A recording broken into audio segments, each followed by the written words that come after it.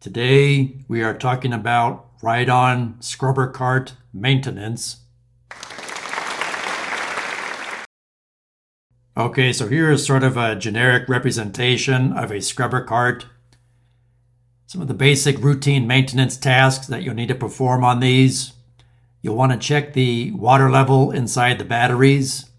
If they're open wet cell batteries like you see here, with safety glasses and safety gloves on, you'll remove each of those white caps and you'll look inside there. The water level should be above the lead plates. If the lead plates are exposed, that's not good for the batteries. That'll kill the battery life. Won't hold a charge very long. They can overheat, etc. The lead plates always need to be fully submerged in distilled water.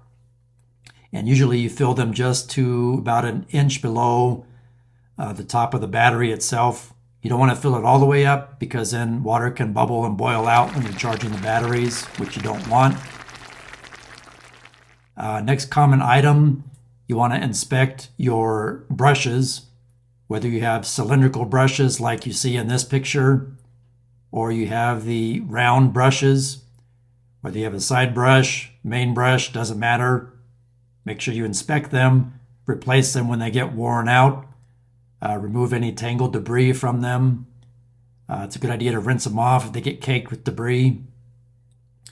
You want to clean out the debris catch pan that sits directly behind those main brushes. It should slide out. You rinse it out, knock out the debris, slide it back in. Next, you want to check your squeegees, both left and right side squeegees, as well as your rear squeegees. Again, they should be clean, not badly worn or torn. If they are, they need to be replaced. You also want to check the condition of all your wheels and casters. Again, they shouldn't be cracked, chipped, pitted, chunks missing out of them, etc.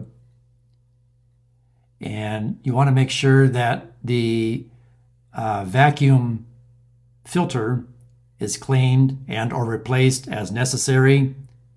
That's important for the proper operation of that vacuum and to get good suction when you're sucking up the water.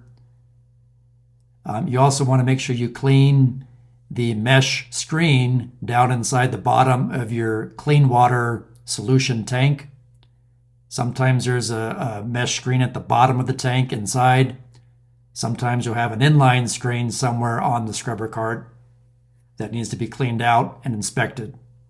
If that gets full of the degreaser flakes, it'll clog up. You'll get reduced flow going to your spray nozzles or to the holes, the distribution holes on your scrub deck.